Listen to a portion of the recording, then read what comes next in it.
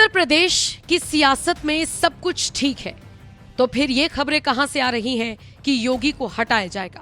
तो फिर ये खबरें कहां से आ रही हैं कि योगी और अमित शाह के बीच सब कुछ ठीक नहीं है? इन्हीं चीजों पर प्रकाश डाला है पूर्व आईएएस सूर्य प्रताप सिंह ने।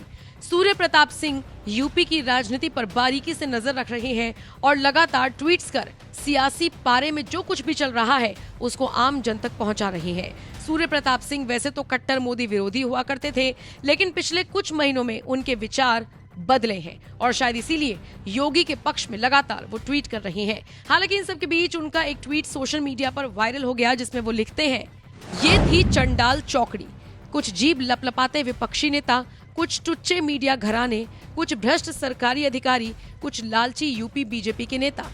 इस चंडाल चौकड़ी ने एक झूठा नैरेटिव चलाया कि अमित शाह जी और योगी के बीच सब कुछ ठीक नहीं चल रहा। नेता विपक्षी नेताओं का साथ कुछ भीतरघाती तत्वों ने दिया। कुछ मीडिया हाउसों ने भी इस फर्जी खबर को फैलाना शुरू कर दिया। अपनी ही पार्टी के कुछ नेता जो योगी जी को पसंद नहीं करते, उन्होंने इसे एक सही अवसर के रूप में देखा और बहुत सक्रिय हो गए। उन्होंने खराब प्रदर्शन के लिए योगी जी को जिम्मेदार ठहराया। योगी जी की सख्त नीतियों के कारण कई सरकारी अधिकारी उनसे परेशान थे और इसलिए वो भी इस जहाज में सवार हो गए। मामले की गंभीरता को देखते हुए हाईकमांड एक्शन में आया और स्पष्ट कर दिया कि 2027 का चुनाव योगी आदित्यनाथ जी के नेतृत्व में लड़ा जाएगा। भीतरघाती यूपी बीजेपी नेताओं को सचेत कर दिया गया कि अपनी हरकतों से बाज आए, कुछ बदलाव भी होंगे। हवा देने वाले नौकरशाहों पर जल्द ही गाज गिरेगी और शीघ्र ही योगी जी की मोदी व अमित शाह जी से मुलाकात होगी और ऐसे अनेक फोटो दिखाई पड़ेंगे। बेचारी चंडाल चौकड़ी।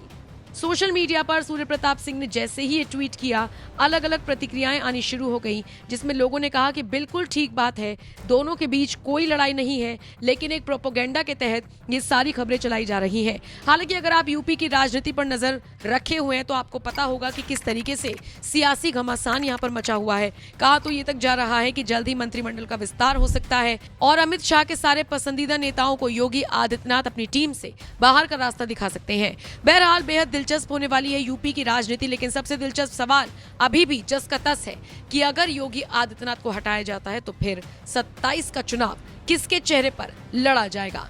आखिरकार केशव प्रसाद मौर्य तो बैकफुट पर आ गए, लेकिन अमित शाह और योगी आदित्यनाथ की मुलाकात कब होगी, ये देखना वाकई में इंटरेस्टिंग होने वाला है। फिलहाल आप इस खबर को लेकर क्या राय रखते हैं? कमेंट करके अपनी राय हमें जरूर दें।